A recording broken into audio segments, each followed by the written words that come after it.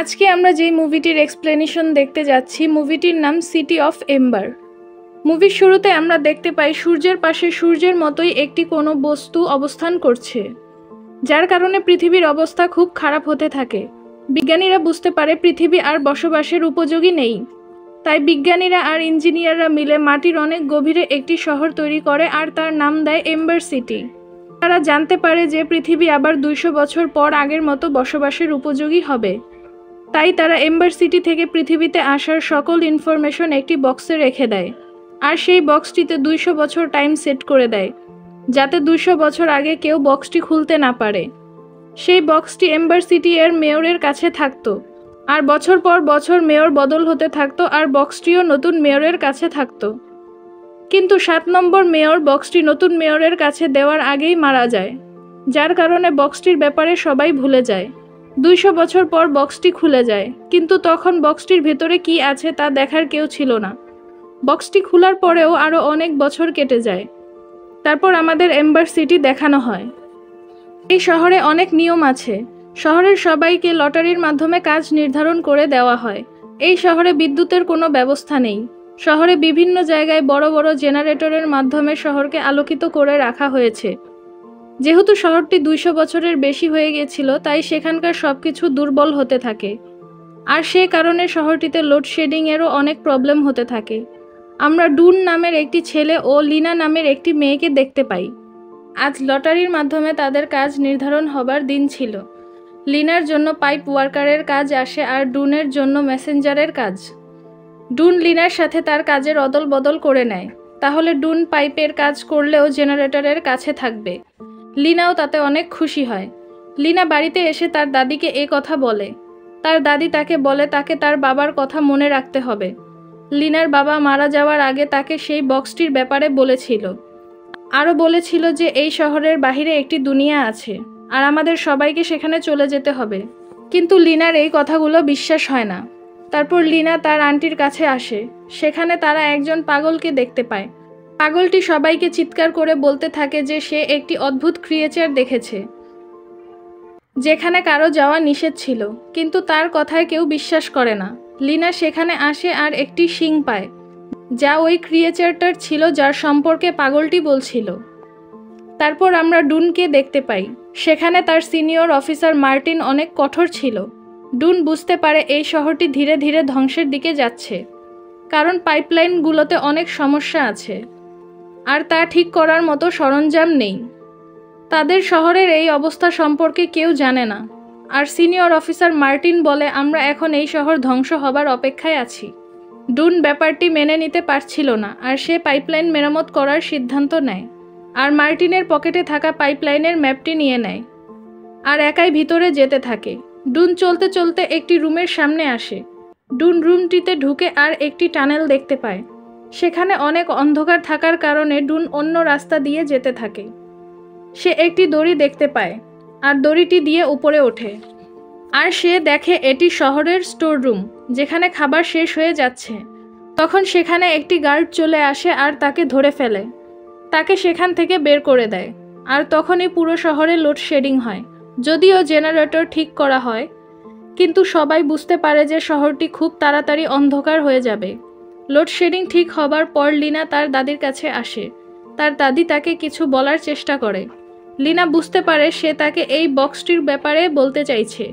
লিনা বক্সটি খুঁজতে থাকে আর বক্সটি পেয়ে যায়, কিন্তু লিনা বুঝতে পারে না সেই বক্সটি দিয়ে কি করবে। তারপর লিনা মেসেজ দেওয়ার জন্য মেয়রের বাড়িতে আসে। এখানে লিনার 7ম নাম্বার মেয়রের একটি ছবি দেখতে পায়। তার হাতে সেই বক্সটিও ছিল। তারপর লিনা বর্তমান মেয়রের কাছে মেসেজ পৌঁছে দেয়। মেয়র লিনাকে দেখে কিছু একটা লুকিয়ে ফেলে। লিনা সেখান থেকে চলে আসে। তার পাওয়া শিংটির ব্যাপারে লিনা ডুনকে বলে। ডুন শিংটি দেখে বলে এটা তো গুবরে পোকার শিং, কিন্তু গুবরে পোকা তো এত বড় হয় কিভাবে। লিনা ডুনকে সেই বক্সটির কথাও বলে। বক্সে তারা একটি চিহ্ন ও কিছু টুকরো কাগজ দেখতে পায়। সেখানে একটি কাচের টুকরোও ছিল। তারা টুকরো কাগজগুলোকে জোড়া লাগিয়ে বুঝতে পারে এখানে এম্বার সিটি থেকে বের হবার সব ইনফরমেশন আছে, আর সেখানে এম্বার সিটি থেকে বের হবার রাস্তাও উল্লেখ করা আছে, আর ডুনের দেখা সেই রুমটির কথাও বলা আছে। তাই লিনা ও ডুন সেই রুমটির কাছে যায়। সেখান থেকে তারা কাউকে পালাতে দেখে। তখনই সেখানে লিনার দেখা সেই ক্রিয়েচারটাকে দেখতে পায় আর তারা পালাতে শুরু করে। লিনা তার আন্টির কাছে আসে আর তার আন্টি বলে তার বাবা বিশ্বাস করত এই শহরের বাহিরেও কোনো জায়গা আছে আর সেই জায়গাটি খুঁজতে গিয়েই সে মারা গেছে। লিনা বাড়ি আসতে থাকে আর লুফারকে দেখতে পায়। লুফার হলো শহরের গার্ড। লিনা বুঝতে পারে তারা টানেলে যাকে দেখতে পেয়েছিল সে হচ্ছে লুফার। লিনা ডুনকে নিয়ে আবারও টানেলে আসে আর অনেক ভিতরে গিয়ে দেখতে পায় সেখানে অনেক খাবার মজুত করা আছে যা মেয়র তার স্বার্থের জন্য করেছিল পুরো শহর থেকে লুকিয়ে। তখন তারা সেখানে কারো উপস্থিতি টের পেয়ে সেখান থেকে পালিয়ে লিনার বাড়িতে আসে। তারা লিনার বাবার একটি রেডিও চালায়। সেখানে ডুন তার বাবার আওয়াজ পায়। সে বুঝতে পারে লিনার বাবার সাথে তার বাবাও এই শহর থেকে বের হবার রাস্তা খুঁজত। ডুন তার বাবার কাছে আসে আর বলে আমি সব জানি, আমাদের আবারও সেই জায়গাটি খোঁজা উচিত, কিন্তু তার বাবা রাজি হয় না। অন্যদিকে লিনা মেয়রের কুকর্মের কথা সবাইকে বলতে চায়, কিন্তু মেয়রের লোক লিনাকে ধরে মেয়রের কাছে নিয়ে আসে। লিনা সেখানে ওই বক্সে থাকা কাচটির মতো আরও একটি কাচের টুকরো দেখতে পায়। তখন লোডশেডিং হয়ে যায় আর সেই সুযোগে লিনা সেই কাচটি নিয়ে পালিয়ে যায়। তারপর তারা মেয়রের কাছ থেকে আনা কাচটি ও ওই বক্সে থাকা কাচটি এক করে একটি চিহ্ন দেখতে পায় যা জেনারেটর রুমের দরজাতেও ছিল। অন্যদিকে লিনা ও ডুনকে শহরের ক্রিমিনাল ঘোষণা করা হয়। লিনা তার ছোট বোনকে তার সাথে নেয় আর ডুন সহ জেনারেটর রুমে আসে, কিন্তু তারা জেনারেটর রুমটি খুলতে পারে না। লিনা বক্সে থাকা ম্যাপটির ক্লু দিয়ে তারা একটি গোপন রাস্তা বের করে। তারা সেই গোপন রাস্তার ভিতরে গেলে সেখানে একটি নদী দেখতে পায় আর কিছু নৌকাও দেখতে পায়। তারা ম্যাপের পরের ইনফরমেশনগুলো পড়তে থাকে আর সেখানে কন্ট্রোল রুমের কথা লেখা দেখে। কন্ট্রোল রুমে প্রবেশ করে তারা একটি সুইচ অন করে, ফলে বাহিরে থাকা একটি রোলার উল্টো ঘুরতে থাকে আর নদীর পানি বাড়তে থাকে। পাশাপাশি বিদ্যুতের পরিমাণও অনেক বেড়ে যায় আর শহরের সব বাতিগুলো ব্লাস্ট হতে থাকে। এই অবস্থা দেখে মেয়র মনে করে আজই হয়তোবা শহরটি ধ্বংস হয়ে যাবে। সে তার মজুত করা খাবারের রুমে লুকিয়ে পড়ে। তখন সেখানে সেই অদ্ভুত ক্রিয়েচারটি আসে আর মেয়রকে মেরে ফেলে। অন্যদিকে মার্টিন ও ডুনকে সাহায্য করতে থাকে। তখন পানির স্রোত অনেক বেড়ে যায় আর মার্টিন ডুন ও লিনাকে চলে যেতে বলে। ডুন ও লিনা একটি নৌকা করে রোলারটির উপর দিয়ে একটি জায়গায় চলে আসে। তারা উপরে একটি আলো দেখতে পায়। সেখানে যাওয়ার জন্য অনেকগুলো সিঁড়ি ছিল। তারা সেখানে যেতে থাকে। সেখানে এসে সবকিছু অন্ধকার দেখতে পায়।